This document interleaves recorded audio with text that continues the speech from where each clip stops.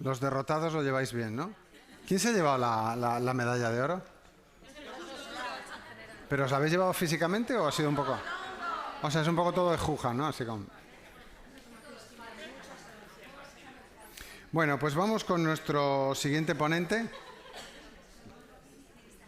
que además es un placer presentar. Se lo estaba diciendo antes y es verdad. Yo creo que he debido ir a 2000 charlas en mi vida y debo reconocer que la de Fernando Beltrán en un anterior Trabalengua fue una de las más bonitas a las que he ido. Fernando es un escritor, un enamorado de las palabras, un divulgador, profesor, y las mece, las amasa, las manosea, las acaricia, las crea y hace un montón de cosas con ellas. Y va a hablar de hecho él en Twitter creo que es nombrar las cosas, ¿no? Ese es tu Twitter, nombrar las cosas, os recomiendo que lo sigáis desde ya. Y a pesar de su parecido lejano, porque en la distancia corta te das cuenta de que no, con Francisco Umbral, él nos viene a hablar de... nos viene a hablar de las palabras que curan. No os puedo hacer ningún spoiler, voy a dejar que él directamente entre en harina. Así que bienvengamos, un nuevo verbo que me acabo de inventar, bienvengamos con un fuerte aplauso a Fernando Beltrán.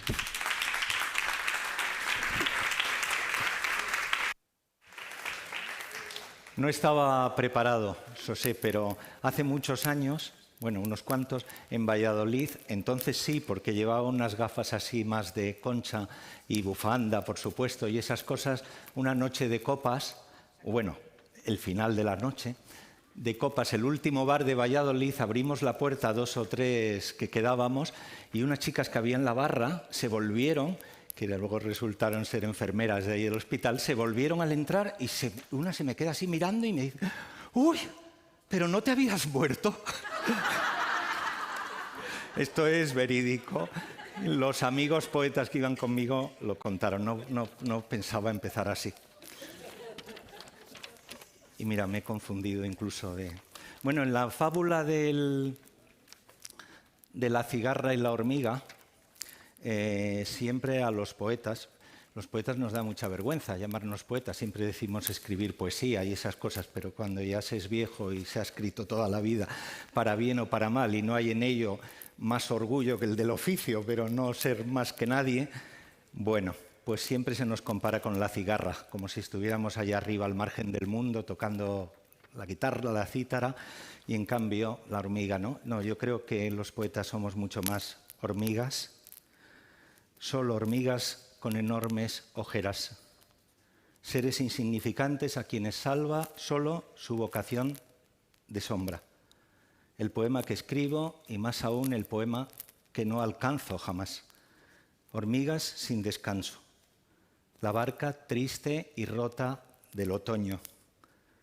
Las mujeres que amé, las que me amaron. El jersey que aún me pongo del revés tantas veces. Hormigas sin remedio, hormigas con memoria. Los vagones de ayer y la máquina absurda del mañana. Hormigas avanzando hacia ningún lugar. Y eras tú, criatura enamorada. Hormiga transportando todo el peso del mundo a tus espaldas. Muchas gracias. Bueno. Sí. Me está raspando la barba, es verdad. Bueno, pues eso, la hormiga que transporta todo el peso del mundo a tus espaldas me pasa ahora, por eso me he acordado de este poema y lo he transcrito rápido. Porque hablando con Isabel Espuelas cuando preparábamos la charla, nos debimos de venir muy arriba, o yo al menos, y acabé en las palabras que curan, que cuando me he tenido que enfrentar a ello estos días digo, Dios mío, ¿y qué digo yo con las palabras que curan? ¿No? Parece como... Pero bueno, ahí lo dejamos y hablando el otro día con ella, antes de ayer o por ahí, digo, ¿pero qué hago? ¿Cuento poesía? ¿No? Los nombres, porque ya no sé muy bien en qué lío me he metido. Y me dijo, bueno, haz lo que quieras, con lo cual, pues ayer he hecho un batiburrillo, no me acuerdo muy bien el orden en el que va a salir. Os voy a intentar contar lo más deprisa posible una vida que ha sido muy larga y, bueno, muy larga de hacer cosas, quiero decir, y esas cosas. Dicho esto, algunas cosas, pues algunos las sabéis porque me conocéis, pero Isabel me dijo, tú repite las que tengas que repetir como si nadie te conociera y otras pues las vamos añadiendo.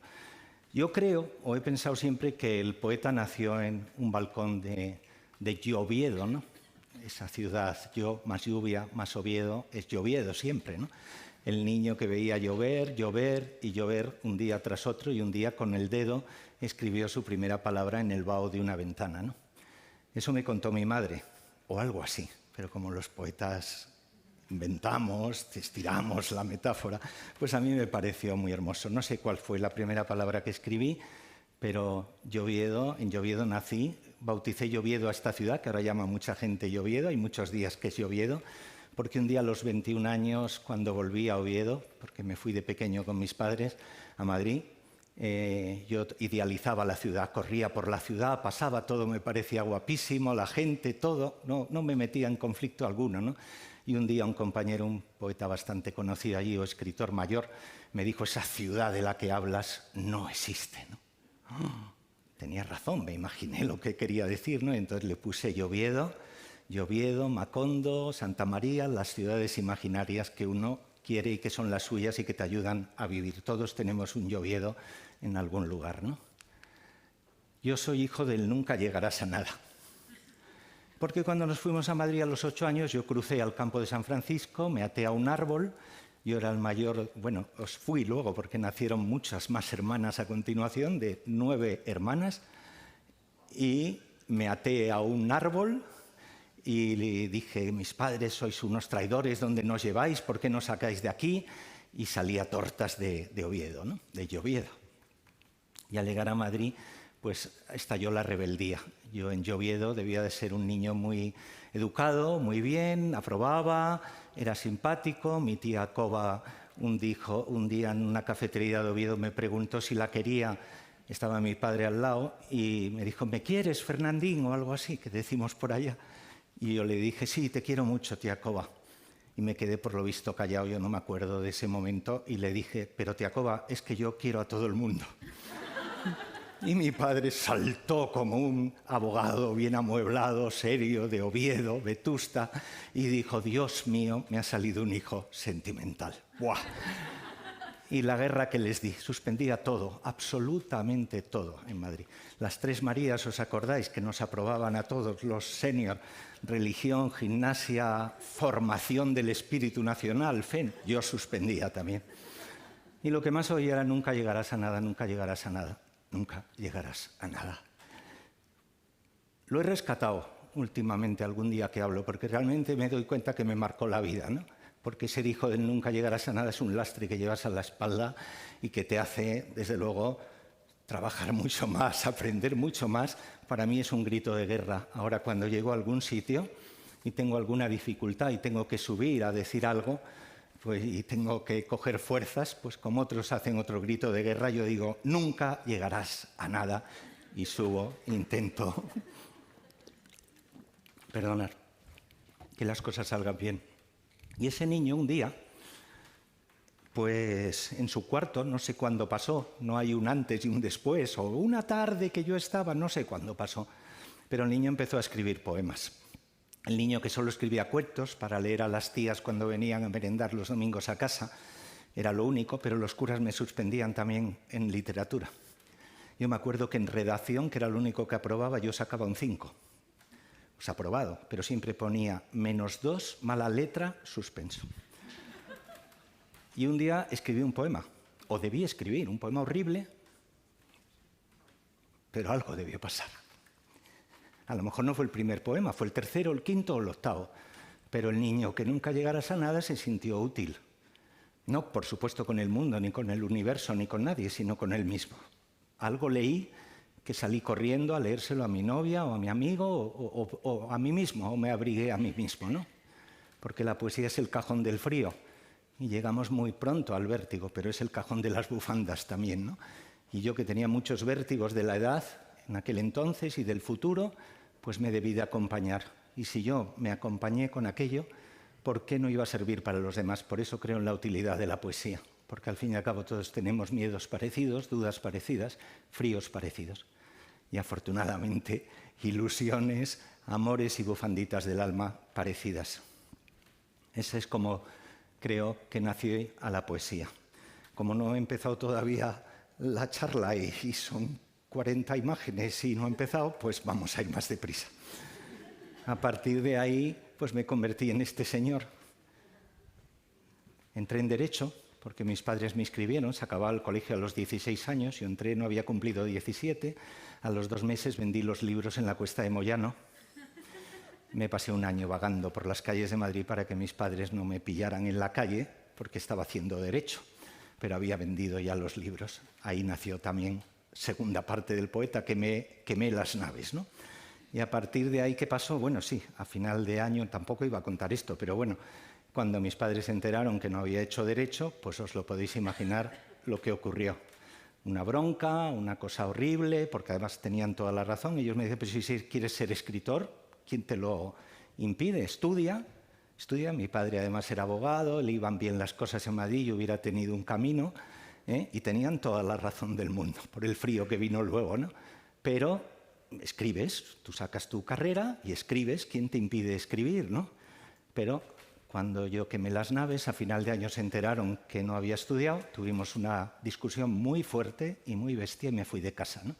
Con 17 años. Y no soy un héroe, era muy familiar y me encantaba mi familia y me sigue encantando. Y bueno, ya han muerto mis padres hace años. Y me convertí en este señor de un lado para otro con 1000 oficios. También con 1000 estudios, iba, no sé qué. He leído una biografía hace poco de un escritor que decía, durante unos años fue de vez en cuando a la facultad de no sé qué, en vez de decir estudio tal, iba de vez en cuando, frecuentaba la facultad, pues algo así. Yo frecuenté varias facultades, un desastre. Seguía suspendiendo todo, tuve 1000 oficios. Escribí guiones de cine, vendí libros, puerta a puerta, fui actor de 2 películas, bailé claqué y hasta aparqué coches. Y sigo sin carné de conducir hoy en día. Sí, pero en la movida pasaban cosas, aquellos años fueron mágicos. Le dije a un amigo que no conducía, que tenía un bar, que si le aparcaba unos coches, digo, no conduzco, Gonzalo, y me dice, anda, déjate tonterías. Según metí la marcha, dice que se dio cuenta que no conducía, pero ya era demasiado tarde. Trabajé 15 días y aparqué coches. Bueno, y conduzco de alguna manera, porque Elena, mi pareja, dice que se pone muy enfadada conmigo porque cuando vamos conduciendo, lo acabo de decir sin querer, pues eso es lo que ella dice, que nos llama, me llama alguien y cojo el móvil y digo, perdona, que es que no puedo ahora que vamos conduciendo. Y ella dice, ¿que vamos conduciendo? La que conduzco soy yo, ¿no? Tiene toda la razón. Bueno, como lo que vienen son marcas y nombres de esto, pues voy así y voy a mi bola y voy rápido luego en las marcas porque es lo menos importante, aunque haya sido lo que me haya dado de comer. Después de todos esos oficios, y hasta hoy, yo sigo pensando que de la poesía se vive pero no se come. Ahora ya lo han repetido otros colegas, pero esto nació con un periodista que me preguntaba hace años que si se vive de la poesía. Es la pregunta que nos hacen siempre a los poetas, ¿no? Y yo fui a contestar lo que contestamos siempre, no, es muy difícil, pero me quedé como colgado en la respuesta, ¿no? Y dije, bueno, vivir sí. Yo sigo viviendo de la poesía, por supuesto, es la que me sostiene, la que me abriga, la que, bueno, no sabría estar sin ella, ¿no? Aquí está en mi iPhone. Sí, un Power Green Power Black Paper. Última generación. Me da de vivir, de comer no, por eso todos esos oficios. Y casi con 30 años, una agencia de publicidad pues me fichó donde trabajaba un amigo. Yo supe el primer día que no me iba a quedar allí, que iba a ganar, como en los trabajos que había tenido, un dinerito y me iba a ir enseguida, aunque duró año y medio, resultó ser Contrapunto, una agencia muy famosa, y allí encontré este oficio. Yo ya sabía que me iba a ir, ¿no? Porque yo veía que los clientes se gastaban un dineral inmenso en todo. Publicidad, packaging, marketing, todo, ¿no? Y en cambio el nombre, cero. Tarifa cero, no había especialistas, se ponían, por supuesto, los copies de las agencias, pero no había especialistas. Y yo empecé a darle vueltas y digo, he encontrado el oficio de mi vida. A los 17 años ser poeta y a los 29, 30, pues me voy a dedicar a nombrar, y me fui de allí, ¿no? Y creé el nombre de las cosas. En la agencia no se lo creía nadie. Eran los años dorados de la publicidad, fue el mayor sueldo que yo tuve siempre y se creían que me había fichado otra agencia, ¿no? Solo los compañeros más cercanos, entre otros Tony Segarra, que habréis oído hablar de él, el publicitario número 1 y un genio, de verdad, era compañero mío, no era tan famoso todavía, y me dijo, Fernando, ¿de verdad que te vas a eso? Es verdad, porque si te vas a poner nombres es que jamás en España va a pagar nadie nada por un nombre, ¿no? Y digo, bueno, pero soy muy terco, me fui, monté un estudio en un sitio que se caía a trozos. ¿Os habéis fijado que los americanos siempre han empezado en un garaje? ¿Y dónde? Pues empezamos nosotros. Porque si vierais el estudio que yo tenía, que era una casa que se caía a trozos al lado de Quevedo, antigua, y yo ocupaba la antigua cocina de la casa, había un pintor, 4 sitios allí que no se puede contar ni lo que había en los demás despachos, yo me prestó una hermana una mesa, la moqueta estaba levantada, era horrible. El rabino de Madrid vivía al otro lado de un patio pequeñín y tenía 7, 8, 9, 10, 11, 12, 13 hijos, por eso sé que estuve 7 años allí. Y todo lo que se oía era gritos, cánticos y de todo. Cuando empecé a tener algún cliente, porque la travesía del desierto, todo lo que viene luego es maravilloso, pero lo maravilloso fueron aquellos años tan duros para crear algo en lo que nadie creía, en lo que tenías que ir a un cliente y contarle, no, es que el nombre es importante, y el nombre vale 5 y vale 10, y darte cuenta que si cobrabas 5 o 10 no te valoraban, y decir, Fernando, muérete de hambre, pero dile que 50. Yo empecé con la identidad visual como una diferencia de 1,30. Y hoy en día sabéis que se paga más por un buen nombre que por un diseño, ¿no? En muchos casos, no en todos, ¿no? En fin, eso, y que es un oficio además, ¿no? Que por fin la Real Academia, por fin en el próximo diccionario ya se puede anunciar, pues espero que esté esta vez. ¿Por qué? Porque ¿cómo se llama el que pone nombres? Claro, yo llevaba ya con clientes trabajando y digo, bueno, ¿y cómo se llama esto? Tenías que explicar siempre. El naming nació muchos años después. Yo no hago naming, ni pongo naming. Yo hago nombres, ¿no? O creo nombres, ¿no? Ni siquiera marcas que vienen después, con muchos trabajos que hay por el medio que aportan el diseño, el marketing, la publicidad y todo lo que hay que venir a continuación. Y un día que me iba a encargar a mí mismo cómo se llamaba mi oficio, fui a recoger a una de mis 2 hijas pequeñas, digo una de las 2 porque cada vez que cuento que me pasó con una, me corrigen mis hijas y me dicen, no, papá, eso te pasó con Lucía o con Marta. Bueno, una de las 2. Llovía, todas las cosas importantes de mi vida ocurren un día de lluvia, las buenas, las malas, quizás sea lo que queda de lloviedo. Estaban arriba en clase, subí a clase y entonces la profesora, que me conocía, dice, Fernando, ¿tú qué haces? Y yo, no, pues escribir. Y me dice, no, eso ya lo sabía. No, mira, ven. Entonces me llevó al pupitre, abrió un cajón, sacó la ficha de colegio que ponía oficio del padre, oficio de la madre, y en oficio del padre mi hija, no sé cuál de ellas, bueno, sí sé, luego lo he sabido, con letra de 6 años puso poeta y nombrador, cumpliendo aquello que decía Platón, de que las cosas tienen siempre un nombre natural, que lo que hay es que encontrarlo. Y los niños saben poner nombres naturales muy bien. Nosotros nos complicamos la cabeza mucho. Y yo dije, se acabó, ninguna vuelta más nombrador, nombradora. Un oficio, como sabéis ahora, de gente de 20, de 30 años. Hay legión trabajando y luchando por este oficio. Y ya, pues admitido, afortunadamente. Por eso me emociono. Tengo derecho a emocionarme. Al cabo de 30 y tantos años, ¿no? De lo hecho, porque también estoy cerrando ya pues el ciclo, lo hecho, lo caminado y ahora voy a caminar por otros senderos. Voy a empezar la ponencia. Esto me cambió la vida. También 100 años de soledad, la he leído a los 17 años. Esa primera frase, ¿os fijáis que al principio de todos los libros se habla de nombres? Casi todos los libros que tengáis en casa, abrís una novela, digo, el nombre sale rápidamente. En todo. En los libros más vendidos, bueno, por supuesto, en 100 años de soledad, ¿no? Y Cervantes era un nombrador. ¿Por qué se llama Rocinante su caballo? Tenéis ahí el Quijote para verlo, ¿no? Son 10 páginas trabajadas de por qué, para decir al final que es un nombre alto, sonoro y significante, Rocinante, ¿no? O sea, un estudio de denominación de lo que ahora algunos llaman naming, ¿no? Bien, ¿y Dulcinea del Toboso? ¿Cómo se llamaba? Allí hay un cambio de nombre, ¿no? Porque se llamaba Aldonza Lorenzo. ¿Sirve eso para nombrar a la mujer ideal del caballero andante? No, hizo todo un estudio, se le fue un poco la olla. Dulcinea del Toboso, músico, peregrino y significante. Y me gusta eso de señalar con el dedo, porque me recuerda a lo de la ventana y me recuerda que somos digitales. Digitales. Un dígito es un dedo. No porque llevemos los cacharritos estos que llevamos por ahí, sino porque lo somos desde que nacemos. Cuando cruzas un parque aquí enfrente, hoy me ha ocurrido ahí también, los niños que no saben todavía decir algo, ¿con qué lo señalan? Con el dedo. Nombramos con el dedo. Pedimos el agua con el dedo, ¿no? El primer agua. Bueno, esto ya lo hemos hablado y ahora me toca rápidamente ahí pasar por hechos. Son 750 nombres o más a lo largo de todos estos años, muchos los conocéis.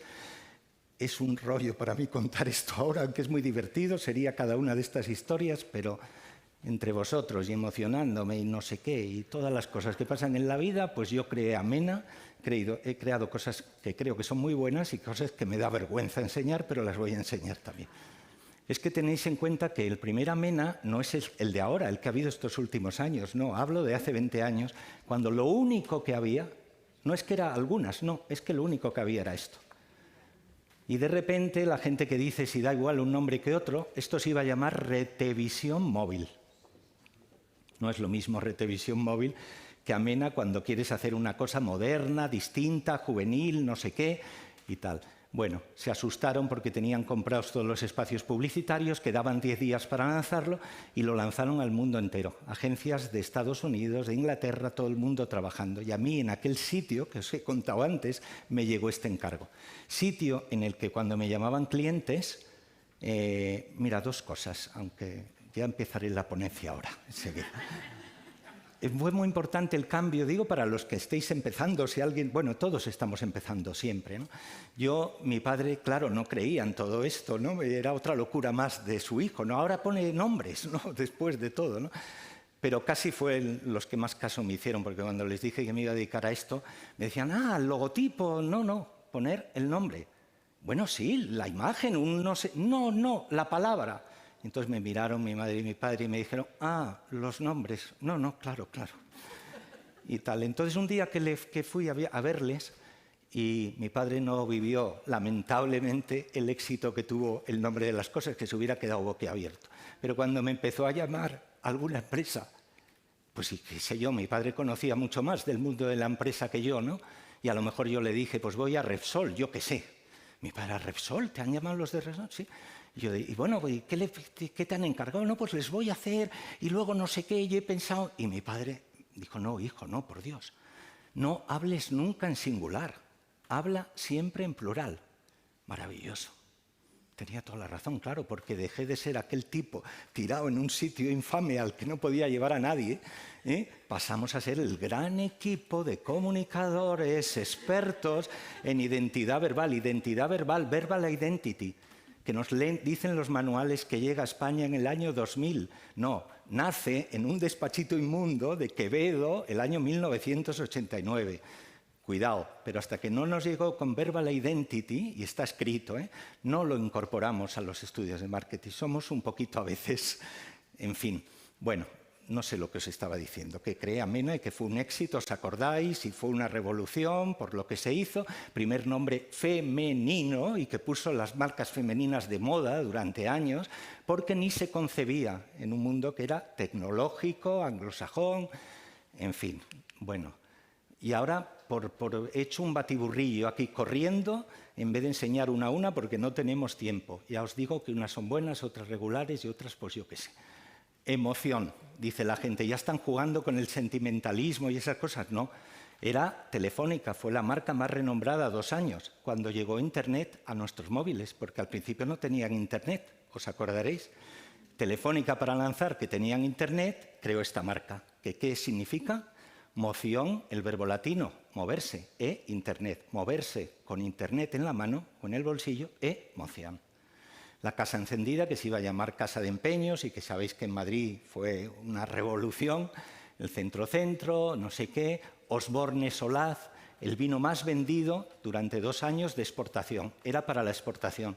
La imagen de España, el Sol de Miró, entonces, Sol de Miró, que es una de las 10 palabras que saben codificadas fuera del español, ahora ha entrado croqueta, como sabéis, entre las 10, pero bueno, una era sol. ¿Cuál es otra? Playa, ¿no? Pues ahí está, sol, ola, sol, y si encima le ponen ya un toro, pues ya tremendo, ¿no? Y solaz es una palabra que está en el diccionario, ¿no?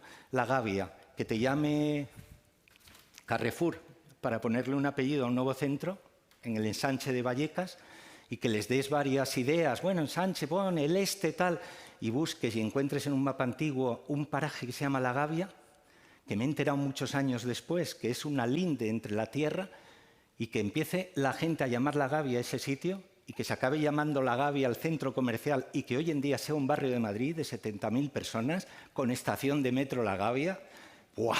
Una ilusión escuchar en el metro vivo en La Gavia, porque fue votación popular. Una de las únicas veces que se ha hecho en Madrid, una votación popular de 70.000 personas, votaron, hubo un referéndum para si era Ensanche de Vallecas o La Gavia o otro nombre que había.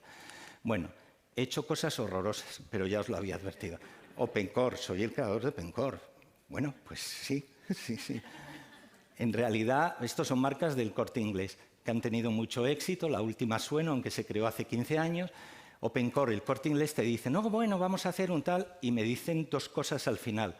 No vamos a hablar de valores, atributos y esas cosas, que las conocéis además, y además no nos da tiempo. Pero me dijeron al final, pero dos cosas imprescindibles, que no sea en inglés y que no lleve el core. OpenCore. ¿Por qué? Porque somos un equipo de chulos que vamos ahí diciendo OpenCore. No, porque el cliente nos había contado que iba a ser un sitio sofisticado, de venta, de no sé qué. Cuando llevamos el trabajo, el cliente se da cuenta que no es, nos dice, es verdad que os dijimos esto, pero ahora viendo el nombre nos damos cuenta que para nada. Es un sitio de conveniencia, es no sé qué. Digo, hombre, yo me enfadé, pues nos lo podíais haber dicho antes, porque un OpenCore pues es muy sencillo. Aprendimos con el oficio, a lo largo de los años, que el nombre mejor no es el que a ti te guste, sino el que sea mejor para ese proyecto. Hay muchas veces que hay nombres estupendos y que tú tienes que recomendar otro que te gusta un poco menos, pero que crees que va a funcionar mejor. Eso es muy importante. Bueno, estos son pues, Barceló, ¿no? Barceló Viajes, que ahora se llama B de Travel Brand, todo eso pues cayó en mi mano. De repente haces una marca como Holiday y ese juego y se convierte en la que más vende de la casa y piensan cambiar Viajes Barceló por Holiday porque los nombres siempre tienen sorpresas. He creado cosas tremendas. Bueno, Cuido, Digrato. Digrato es la marca del Corte Inglés de café. Es que lo he hecho yo un batiburrillo aquí de cosas, lo siento. He elegido unas. Ahora me preguntaban por alguna marca, no está. Y con la que ha conseguido el Corte Inglés darle un mordisquito a Nespresso, ¿no? No es George Clooney. Claro. Y de London número 1 esta o number 1 me la pone Yolanda, mi compañera, hace años porque una noche en Madrid, un lunes, o sea, es solo para recordarme al lado de Digrato que era un lunes porque no había gente en el COC, el bar este de Madrid, a espaldas de la Gran Vía, que es como un club, pero ese día no había nadie, era un lunes. Estábamos allí con unos compañeros pintores de Valencia y yo me acerqué a la barra y un señor al lado, pues inglés o americano, yo qué sé, un poco pasado, me tiró la copa. Me tiró la copa por encima y entonces, pues nada, el hombre muy pidiendo allí perdón en español, chapurreado, yo diciendo que no se preocupara, en inglés chapurreado, porque soy de los de la generación del no inglés. Don't worry, these things happen in the better families. Y esas cosas que el inglés no entendía o americano. Cuando vuelvo a la mesa, sobre todo las chicas, pero es que le conoces. No, si es un borracho. ¿Cómo que un borracho? Si es George Clooney. Y digo, coño, así me sonaba la cara. O sea que por aquí tengo una mancha, no sé si lo veis, suelo traer la chaqueta con la mancha de la ginebra. Bueno, tonterías que he hecho en la vida. Gareus, un hotel en Valladolid. Maravilloso, el primer boutique, no sé qué y tal. Yo siempre quiero que los nombres salgan del sitio. De cada uno de estos os hablaría 3/4 de hora, porque son historias guapas, o tristes, o divertidas, o lo que sea, pero no nos da tiempo. Yo iba a Valladolid mucho sin que se enterara el cliente, porque yo les digo siempre, oye, me veréis por aquí, o alguien te dirá que estoy por aquí, pero yo tengo que pisar el sitio y olerlo y estar. Y allí, resbalando sobre la nieve en aquella ciudad tan fría, un día sobre un puente, ¡ras!, me vino la palabra, Gareus. ¿No es maravillosa? Para transmitir prestigio estupendo, que encima el hotel es guapísimo y todo el mundo se cree que es una palabra latina que está ahí y no existe, la palabra está creada, ¿no? ¿Y cómo viene? Porque me caí en aquel puente, pero la debía de llevar en la cabeza. porque es, y al cliente no se lo dije hasta hace muy pocos años, ¿cómo se llama el río que pasa por Valladolid? Pisuerga. Pasan unos años. Es Gareos, olvidaros de cómo nace. De hecho, pasan unos años y en el norte de Castilla aparece una columna de nombres que va por calles. Y ese día hacían la calle Galeana y nos llama el director de este hotel, el dueño, para decir, ¡oh, ha salido en el periódico, qué horror y tal! Y digo, ¿pero qué ha pasado? Me dice, pues que hoy ha tocado nuestra calle y al comentar el periodista el origen, dice, el Hotel Gareus, que es una institución ahora mismo en Valladolid, no sé muy bien el origen, pero me han contado que por lo visto remite a un príncipe renacentista italiano que pasó por Valladolid, tuvo una historia loca de amor y desapareció para siempre. Te lo juro. Y me dice, ¿qué hago? Y digo, coño, el príncipe Gareus, o sea, lo incorporamos para siempre, ¿no? Bueno, a veces pasa eso con los nombres. El TEA es una historia muy bonita, una historia preciosa, que parece al contarla que, bueno, yo estoy harto un día, ya voy a ir muy deprisa a partir de aquí. Bien, quiero decir que voy a entrar en materia ya. Entonces, un día estoy harto y bajo a tomarme un café y como no duermo, porque la gente dice, ¡ay, qué oficio tienes tan maravilloso! No, no es maravilloso si a las 4 de la mañana dormido te despiertas de repente diciendo ¡amena! Eso es que lo llevas... Bueno. Y entonces le dije, Yolanda, sácame un billete a cualquier sitio. Lo hacía de vez en cuando. Tenemos la coartada de la poesía, la coartada de los oficios raros, la coartada de donde sea.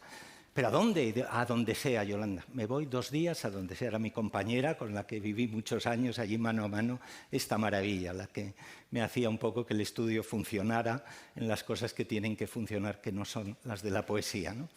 Y entonces subí del café y me dijo, ya tengo y tal. Yo le dije, algo que no sea caro, ¿no? Busca por ahí 2 billetes y tal. Y me dijo, bueno, he encontrado Ginebra y Tenerife. Y entonces Tenerife era una palabra mágica para mí, no sé por qué. Toda la vida desde pequeñín, y no sé por qué, me ha encantado Tenerife y soñaba también con tener una novia en Pontevedra que no he tenido. No sé. Yo creo que eso viene del fútbol, porque Pasarón, el campo del Pontevedra, estaba siempre embarrado y a mí me debía recordar la infancia y una historia de amor en Pontevedra es que tiene que ser... Bueno, y me fui a Tenerife y iba por una acera de Tenerife y suena mi móvil. Esto es así como os lo cuento, lo han contado ellos, y entonces cojo el móvil y una voz maravillosa, canaria, así dulce, bueno, para nosotros dulcísima, ¿no?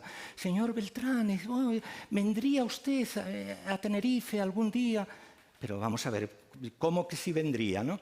Y entonces, bueno, pues yo pensé rápidamente, digo, ha llamado el estudio, Yolanda le ha dicho que estoy en Tenerife. No, me llamaban directamente, les había dado mi teléfono no sé quién, y yo era la primera vez que estaba en Tenerife, iba por una acera y me encontré, digo, pero si estoy ahora mismo aquí en Santa Cruz, y además estaba en plena exaltación lírica, porque había conocido a Óscar Domínguez, el pintor, uno de los primeros surrealistas del mundo, ¿no? En París, y que es de Tenerife y su historia. Bueno, y un ratito después yo estaba sentado allí. Aquello era un descampado. Puedo decir que pisé aquel lugar porque hasta me quedé dormido un día. El vino blanco de ahí es muy bueno. Es ahumado. Cené, fui a ver allí un ratito cómo era bajo la luna lo que luego fue el TEA y me quedé dormido un rato, o sea que dormí en lo que luego nombré. Y yo llegué a la conclusión, como en todos los trabajos, que es muy bueno cuando tienes un nombre conceptual. O sea, no el nombre final, sino que por el medio llegues a decir lo que hay que decir aquí es camina rápido, o ven no sé qué, o haz tal, ¿no? Y yo llegué a la conclusión, ellos me habían dicho 1000 cosas, pero me habían dicho que había 2 fundamentales. Que saliera a la isla, que eran los que lo encargaban, era el gobierno de allí, o sea, la isla, y que querían ser el museo de arte mejor de Europa, la vanguardia. Entonces llegué de repente en aquellos paseos, aquellas noches, todo, a lo que había que decir era fuego interior. Fuego interior porque la isla era volcánica. Fuego interior porque el arte es fuego interior. ¿Qué es si no es fuego interior el arte? Y entonces yo iba de un lado para otro y en un conventito, cuando ya tenía la idea de fuego interior en la cabeza, una monja muy viejita allí en La Laguna, en un convento que hay maravilloso, me señalaba el artesonado todo el tiempo y me decía, ¡es de TEA! Y a la cuarta vez que alguien te dice algo, ¿no? Es de TEA, y dije, pero hermana o madre o yo qué sé, ¿qué es la TEA? ¡Oh, por Dios! No sabe usted, la TEA es el pino canario, es la madera del pino canario, ¿no? Y TEA para mí era una antorcha, ¿no? Y dije, por favor, y fui a mis cuadernos, a mis iPhones, y estaba la palabra TEA, porque yo había hecho todo un estudio que tenía que ver con fuego, con interior, tal, ¿no? Y fue uno de los 3 nombres que presenté. Y el presidente del Cabildo se enamoró. ¿No sabe usted que aquí es un piropo ser de madera de TEA? Y encima daba para hacer este juego, ¿no? Si lo querían hacer. Yo quiero mucho el TEA y encima es un edificio maravilloso si vais a Santa Cruz. Bueno, voy a ir deprisa porque, como no sé, he hecho muchos nombres, por supuesto, por amor al arte y para ayudar a ONGs, sobre todo, y a quien creo que merece la pena. Una de ellas fue esta. Hay muchos, pero bueno, ¿qué pasaba aquí? Son los nombres naturales también que decía Platón. Una, de mujeres seropositivas, qué pena no haberte conocido, porque nos hubiera gustado llamarnos de otra forma, ¿no? Pero ¿qué pasa? Bueno, pues que este nombre pues es un poco así, haber dado un poquito más de, yo qué sé, de algo. Trabajamos, hicimos, ser positivas. Símbolo de la mujer, tal. Otra vez me encargaron unos polvitos, bueno, perdón, polvitos de naranja. Colombia, y me dijeron, no sé qué, pero instantaneidad. Hay que transmitir instantaneidad. Fijaros qué hermoso. Trabajas, te complicas la vida, te vuelves loco, gritas por la noche, gritas por el día y de repente dices, me cago en la mar. Naran Ya.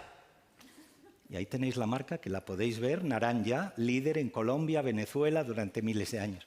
Se animaron tanto que luego hicieron maracú ya, y luego limón ya, fresa ya y se les fue la olla. La O ya. 8-17 ingenieros, imaginaros cuando era todo hombres, ahora ya mirándome con una cara que hace un poeta aquí en Bancaisa o yo qué sé, o una Caixa de estas horribles con las que trabajo a veces. Y entonces todos mirándome, ingenieros solares para una energética solar de estas de no sé qué cuando empezaba. Y te pasas trabajando y les llevas 4 o 2 solarias de estas o tal, y de repente 8-17. Yo no sabía si me iban a apedrear o era bueno. Y yo les puse esto, 8-17, y aquellos trajeados ingenieros, hombres mirándome con cara adusta, me digo, ¿sabéis qué es esto? Y todos dijeron, no. Y digo, Dios, qué bien. Pues, queridos amigos, 8 minutos, 17 segundos es lo que tarda un rayo de sol desde que sale del sol hasta que toca la tierra. Guapo. El mérito, de todas maneras, no es tuyo, porque es del cliente que se atreve a ir con cosas de estas. Es el arte de las cárceles. Instituciones penitenciarias, vamos a hacer una tienda para que los presos que se han hecho artistas en las cárceles, o los artistas que tal, das 1000 vueltas, y de la sombra de la cárcel al asombro del arte, asombra. Bueno, en fin, el logotipo no lo hacemos nosotros. Vale, gracias por entenderme. No, nada. Pero se llamaba Parque Biológico de Madrid. Yo no llevé nunca a mis hijas al Parque Biológico de Madrid. ¿Cómo me iba a imaginar que aquello que veíamos todos en la carretera de Valencia era lo que era Faunia? Que es una maravilla, ¿no? Yo el día que llegué allí no había nadie, el mariposario, los pingüinos. Yo digo, ¿pero qué es esto?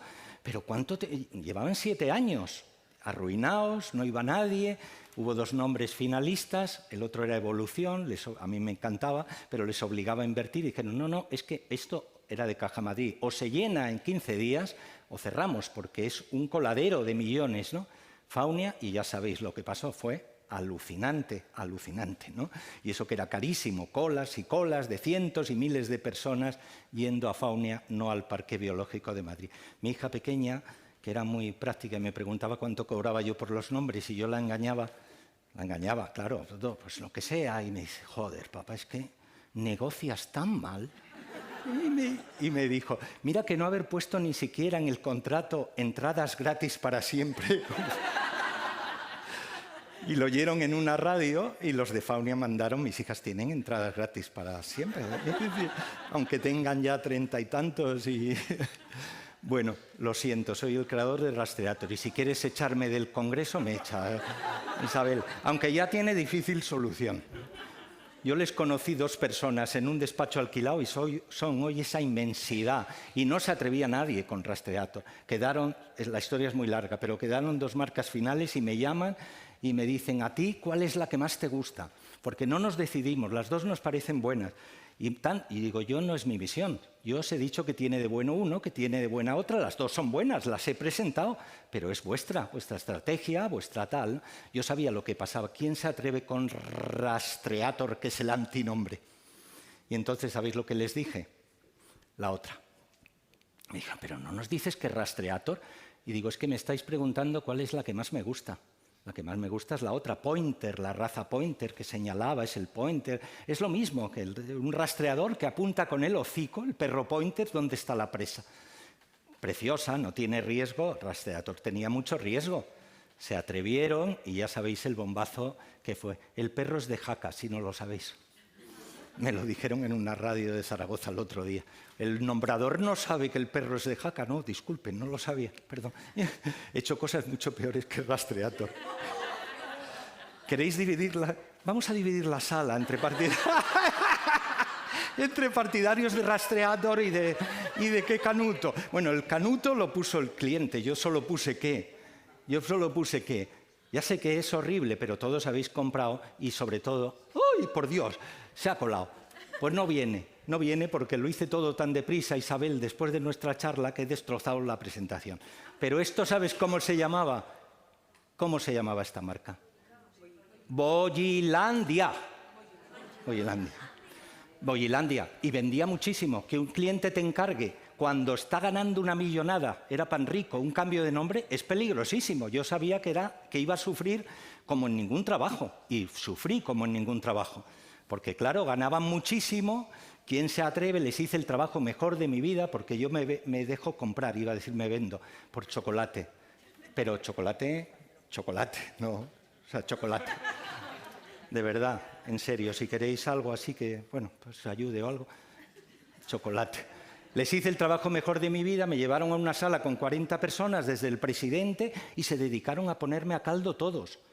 No a mí. En aquella reunión aprendí que en las reuniones de trabajo hay que tener mucho cuidado, porque pueden estar peleándose entre ellos mirándote a ti todos. Y tú eres víctima de algo que te vas dando cuenta que ocurre a medida que pasa la reunión. Y entonces el presidente, que fue el mejor al final, el último, el único que no dijo algo malo, porque el trabajo era cojonudo, de verdad, de los mejores que he hecho en mi vida, me dijo que siguiera trabajando un poco más, ya has visto. Y yo le dije, no se preocupe, presidente, porque yo no voy a seguir trabajando en este tema, ¿no? Y fui muy malo y les dije, eso estaba Julio Estrella, el diseñador amigo mío, que dije que me acompañara ese día, lo ha contado y él es testigo. Fui muy malo porque le dije, porque además, ¿con qué ilusión voy a trabajar al salir de aquí después de todo lo que han dicho, cuando saben que el trabajo es buenísimo? Puede gustar o no gustar, eso es distinto, puede servir o no servir, pero que nadie haya dicho nada bueno. ¿Cómo me voy yo de aquí a seguir trabajando en esto? Yo no voy a seguir trabajando en esto. Y entonces me levanté muy digno e inicié, voy a escribir ese libro, Los viajes al ascensor en las empresas. Porque aquel fue tremendo. Iba el presidente de Panrico, una corte de gente detrás siguiéndole, 2 conserjes, y llegamos al ascensor en Barcelona, no sé qué, en Panrico, y el ascensor aquel... La imagen era horrible y entonces se cierra de repente y entonces yo me vuelvo a Julio y le digo, anda Julio, vámonos al... No me acuerdo cómo se llama un bar de Barcelona que me encantaba, vámonos a emborracharnos a no sé dónde. Llamaron 2 días después a pedir disculpas y a decir que no se habían explicado y que no sé qué. Sí se habían explicado, pero bueno. Bueno, he puesto cosas peores, el BBVA. Tela, ¿no? Pero ha funcionado. Pero ha funcionado. Y era un nombre que nació para 3 meses. ¿Yo hubiera puesto BBVA si fuera un nombre para siempre? No. Pero había un problema que no sabía nadie. El BBVA, que se fusionaba el BBV con Argentaria, por debajo estaba caminando otra fusión mucho más importante, con el banco italiano Unicredito, que no había cristalizado, que se iba a cristalizar unos meses después, no lo sabía nadie, era como secreto ahí de tal. Entonces se hizo un nombre de circunstancias para que 4 meses después ya se hiciera otra cosa más creativa o lo que fuera, ¿no? Cuidado con los nombres de circunstancia, que a veces duran toda la vida. Y el BBVA ha demostrado ser un nombre muy bueno, porque al menos la garantía, el no sé qué, bueno, esas cosas. He hecho muchas cosas en el mundo de las letras, de tal. Escribir fue una palabra que inventé hace muchos años y que ha tenido bastante éxito ahora por todas partes, pero está escrita el año 89, de unir la escritura con el vivir y la poesía y todo. Porque además yo creo en los nombres, creo en los nombres. No solo creo en los nombres para marcas y para empresas y para estas cosas que estamos viendo hoy, ¿no? Creo en los nombres en la vida. Creo que los conflictos que tenemos en el trabajo, en el amor, en la pareja, en las cosas de la vida, como no las nombremos bien, luego vamos a ir mal. Es mejor tardar un tiempo en reflexionar, en pensar y decir lo que ha pasado con este amigo o con lo que sea, no es esto, porque nos irá mejor, creo, de verdad después. Igual que en las enfermedades, ¿no? Que siempre decimos una larga enfermedad, ¿no? Vale, bien, de acuerdo. Pero ¿no empieza la curación cuando ponemos nombre a una enfermedad? ¿No es lo peor que le puede pasar a un enfermo ir de lado a lado sin que se sepa cuál es su enfermedad? Solo a partir del nombre puede empezarse a curar. Y esta imagen, que no me acordaba que estaba aquí, es porque un día pregunté a un arquitecto, porque no hace falta que una empresa me lo encargue. Si hay un nombre que creo que la vida lo debe tener, me pongo a trabajar en él. Y no me lo encarga nadie, ¿no? Para tal. Le pregunté que cómo se llamaba el primer escalón de una escalera. Me dijo, ¿pero cómo el primer escalón? Digo, sí, el primer escalón, pues escalón, o no sé qué me dijo, ¿no? ¿Y por qué? Y digo, hombre, porque no es lo mismo. El primer escalón te sientas cuando paseas en el hórreo, en el letal, o en una escalera y hablas desde él. Qué raro, ¿no tienen nombre los escalones? Y me dijo, no, voy a preguntarlo en un congreso que hay de arquitectos y tal. Y volvió y me dijo que no. Entonces me dediqué 2 meses a nombrar las escaleras. Entrama, ancle, doma, 10 escalones en sentido ascendente y 10 en sentido descendente. No lo juzguéis porque cada uno llevaba una explicación de un folio, ¿no? En trama entras en el tramo de escalera, ancle, porque ya sabéis, yo aprendí todo sobre las escaleras, que si entras con el pie derecho a una escalera que sea impar, tienes el 25% más de posibilidades de caerte, que si hagas... Es todo un mundo. Viví en la escalera que, gracias a Dios, lo dejé porque me iba a arruinar. Un día iba por un pueblo de Castilla y mirábamos en los ayuntamientos, ¿cómo se llama? Donde está el censo, sí, o algo así, ¿no? Estaban haciendo no sé qué trabajo y de repente, no sé si lo habéis visto, solo Faustino, Pérez, no sé qué, todos muertos en tal, pero solo ponía el motivo cuando era por rayo. Muerto por rayo. Y entonces yo pregunté, ¿y esto de tal? Me dijeron, sí, es que aquí muere mucha gente por rayo. Digo, ya, pero es lo único que se pone. Sí, no sé, es una tradición y tal. Y entonces me contaron un día del primer rayo. Imaginaros, Faustino murió por el primer... Uy, todavía me acuerdo el día, el primer rayo. La tercera vez que alguien te dice primer rayo, tiene que tener un nombre. Dije, ¿y cómo llamáis al primer rayo? Claro, pensaron que estaba chalao. Pero, pues de ninguna manera. Y me dediqué, eso no me lo encargué, pero lo debía llevar a la cabeza, y estoy luchando en la Real Academia, porque es tan claro cómo se llama el primer rayo de una tormenta: lámpago. Y luego vienen los relámpagos, ya está. Bueno. De esas he creado muchas. Cuando nació Twitter y echábamos para atrás y veías que el otro estaba borrando, ¿no?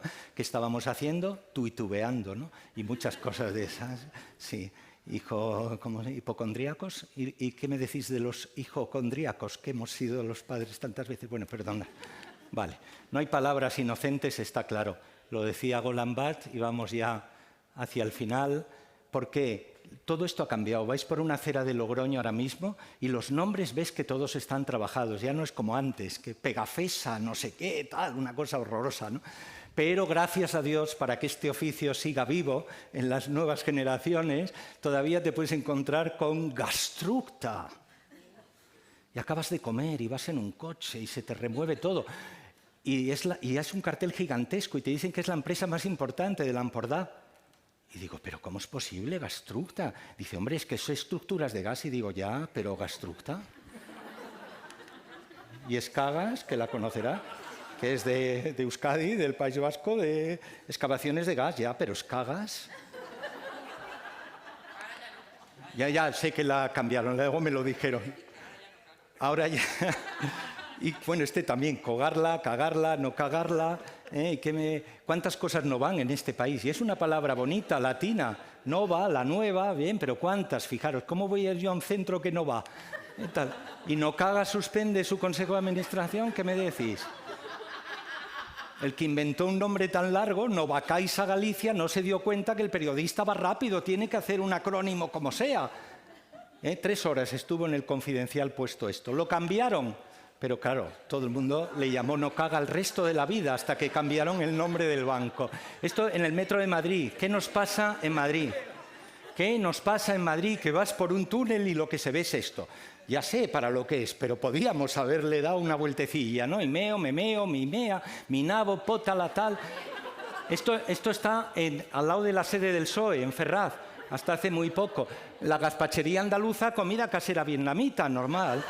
Y tal, bien y tal. Y ya sabéis, porque también le pregunté a Isabel, ¿pero las furgonetas también? Pues sí, mete las furgonetas, mete algo. Pues solo algo. Pero bueno, porque hago colección de furgonetas, porque me parece una maravilla. Porque las furgonetas son 2 metros cuadrados, donde un tío hace su estudio de marketing, de todo. Son maravillosos, mirar lo que meten, albañilería, tejado, escayola. Pero llega un genio de repente que tendría que estar aquí y es Fernández, que no, él no dice nada, porque es todo. Y encima autorizado. Fernández, en general, autorizado. Este tío es mágico. Pues si haces transportes químicos, ya sé que te apellida Riesgo, pero dale una vuelta, ¿no? Motostión, ala, tomar por culo. ¿Y esto qué me decís? Tardaron unas semanas en quitarlo, pero le eché. Alguien no se dio cuenta. Y el marido de alquiler que va por Madrid, esto es muy famoso, tiene ya 5, empezó con una, ahora tiene el tío 7, 8. Mirad qué logo se ha puesto el tío. Aunque yo creía que la mayor barbaridad que podía haber de esto con ese cohete ahí entre las piernas, pero no, en mi tierra me da vergüenza, asturiano, vi una cosa en una gasolinera, salí corriendo, la foto es horrible porque llegué tarde, pero Asturincas, la Incas o no la Incas, perforaciones horizontales. Mirar el logo, perdonar, pero este es el genio. Robert Redford. Es el genio. Me lo ha mandado un amigo diseñador. Esto existe en Valencia. Este tío es genial. Robert Redford tenía que cerrar todo congreso para contarnos la vida como es. Porque además lo dice todo. ¿Quiénes somos? Robert Redford, más claro, Robert Redford. ¿Qué hacemos? Pues eso. Con otros, a tomar por saco. Bueno. Muchas gracias. Bueno, iba a decir otras cosas, pero voy a decir solo 2. Solo 2, con vuestro permiso. Vale, pues entonces voy a decir 10. No. Ya lo veo. Ay, madre. Eso, sí, esta. Voy a decir 2 cosas. No me acuerdo lo que había, pero más o menos me lo imagino. Ay, Dios. Ah, sí, es la primera vez que traigo esto. A cualquier sitio. Y si mi hija me ve, la que se lía es buena. No, luego le gustaría, pero yo qué sé, no sé. Tengo 2 hijas. La peque... Tengo 2 hijas. La peque es psicóloga, desde los 21 años en Inglaterra ganándose la vida como toda esa generación de españolitos y españolitas que hemos tenido por el mundo, ¿no? Allí en Nottingham, en el Brexit profundo, en centros de crisis, vendiendo, haciendo, durante muchos años. Ya ha vuelto a España, afortunadamente, hace 1 año y ahora ha dejado sus terapias por ahora para hacer ilustración y le está yendo bastante bien, Lucía Beltrán. Pero os hablo de Marta, la mayor. La mayor tenía mucho carácter. Teníamos unas broncas de pequeños y yo, que con mi padre me peleé tanto, que es un poema que os voy a leer porque habla de palabras y me acordé de él, resulta que luego cometemos los mismos errores. No sé quién lo decía, Valeria ayer. Bueno, errores, no sé. Cometemos la ley de vida, ¿no? Me imagino. No son errores, es lo que pasa. Entonces mi padre, que me decía que fuera abogado, y mi madre y tal, y yo con mi hija Marta, esta es una foto, por supuesto, de cuando tenía 14 o 15 años, mi hija ahora tiene 35, 36, y yo le debía decir que leyera. Lee. Un pesado, ¿no? Un pesado, porque la pobre, vamos, le pude hacer aborrecer, ¿no? Luego resulta que escribía, pero a escondidas, ¿no? Y como tenía mucho carácter, un día me cogió por banda. No llegué a los 16 como me pasó a mí con mi padre. Ella fue con 13 o por ahí, me sentó allí en la silla y me dijo, papá, quiero hablar contigo. El horror, claro.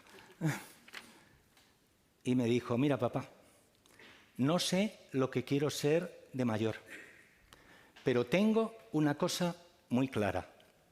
Nada que tenga que ver contigo.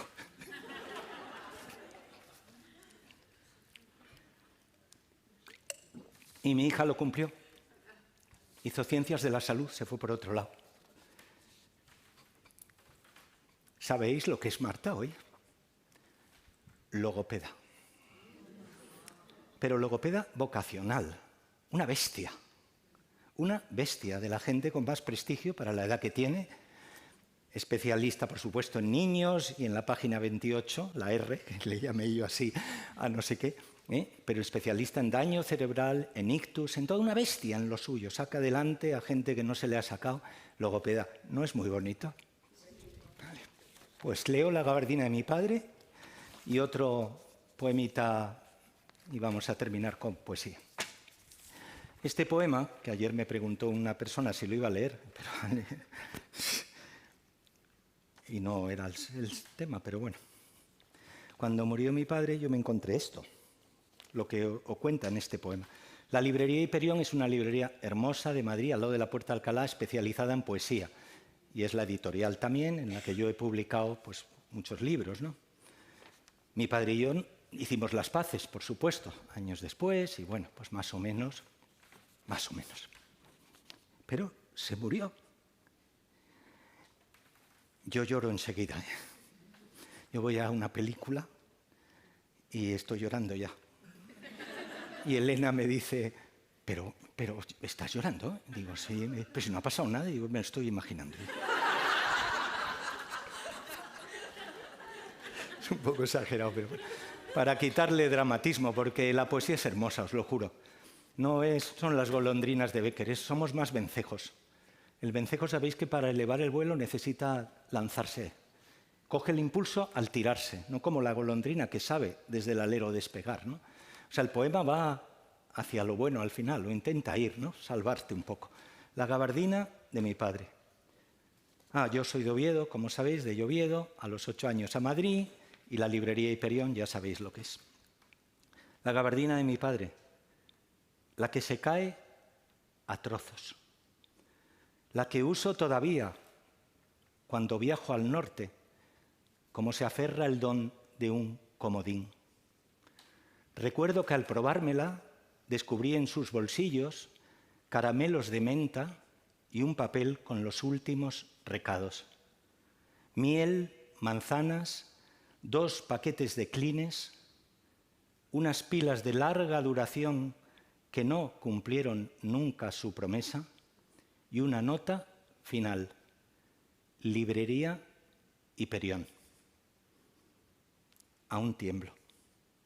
Mi padre, que creí no había leído nunca los libros que escribí, los conocía todos, me dijeron. Los compraba frecuente, me dijeron. Y elegía con pausa, me dijeron, en función del regalo y la persona a quien quería hacérselo. Su médico, vecinos, sus amigos, a cada cual un título. No podía creerlo. Yo, experto en sus silencios. Él, experto en mis fríos. 2, buscándose y nunca. Así la vida.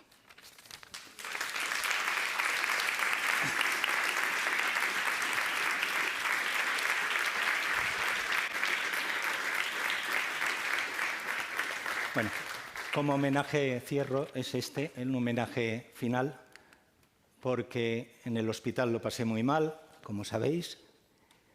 Fui de esto que los ingleses han inventado un nuevo nombre, los enfermos de COVID los 2 primeros meses en marzo del 2020, en Inglaterra tienen un nombre, bueno, que debería de ser así porque no había protocolo, en el hospital no sabían qué hacer con nosotros, moría la gente alrededor. Yo entré el 16 de marzo. La noche peor de la que salí, se escribí en mi cabeza este verso, en mi cabeza, porque no estaba ni escribiendo ni un libro ni nada, por supuesto, porque entró una primera luz por la rendija, ¿no? ¡Oh! Llegó la mañana y escribí, ¡joder! Nunca a la luz del día tanta luz, ¿no? Como un grito de guerra.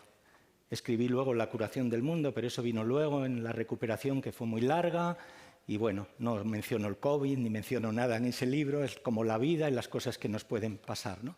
Y ahí, pues, es la dedicatoria que tiene el libro. Bueno, perdón, una cita inicial.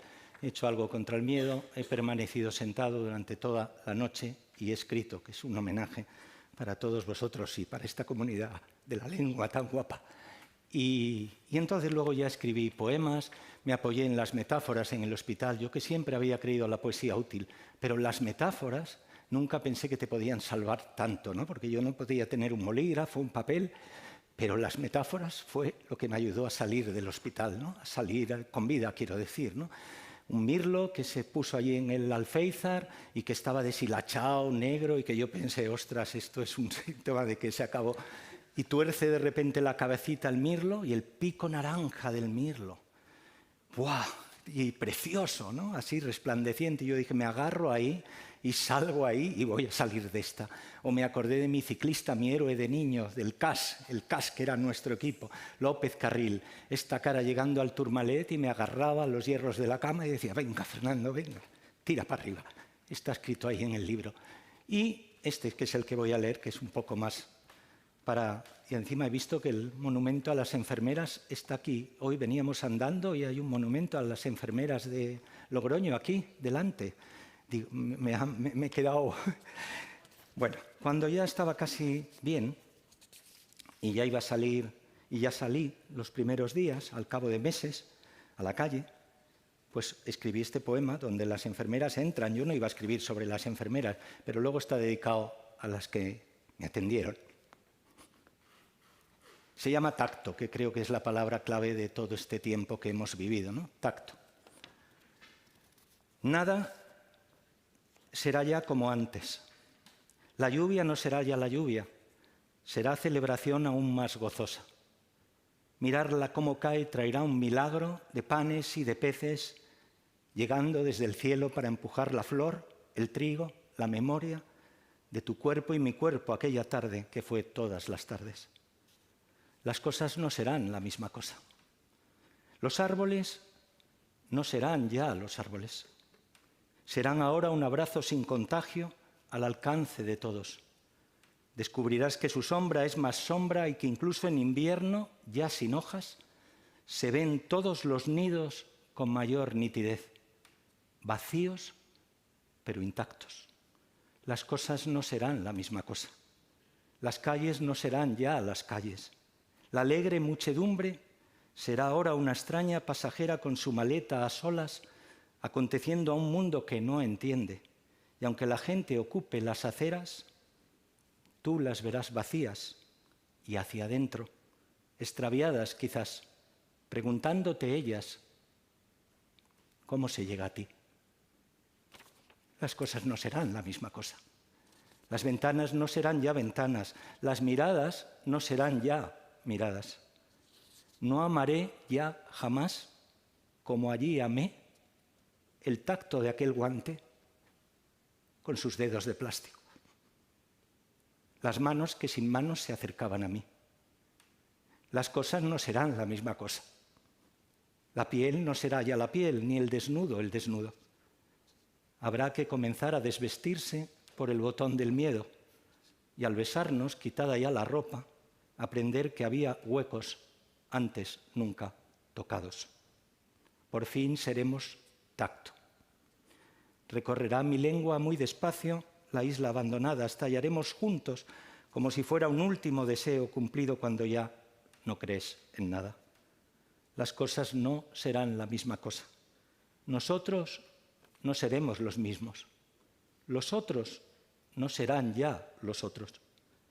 El amor no será ya el amor. Será solo el amar. Y será más. No habrá piel, habrá carne jugándose la vida. Muchas gracias.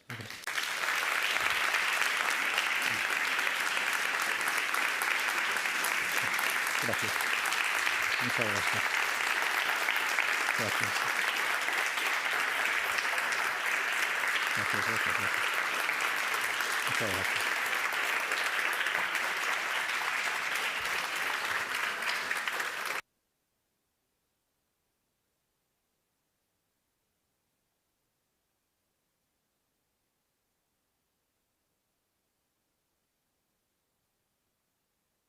Sí, sí, ya. Bueno, qué alegría, ¿eh?